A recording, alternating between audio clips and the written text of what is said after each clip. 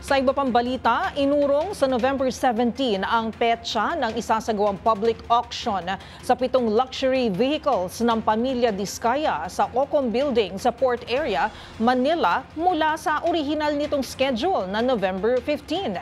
Bago ito, magkakaroon muna ng public viewing sa November 10 hanggang November 12 sa PUC Parking Area, Ocom Grounds. Kasama sa sasakyang isusubasta ang Toyota Tundra 2022 model, Toyota Sequoia na 2023 model, Rolls-Royce Cullinan na 2023 model, Mercedes-Benz G63 AMG model 2022, Mercedes-Benz G500 2019 Brabus model, Lincoln Navigator L 2021 model at Bentley Bentayga 2022 model.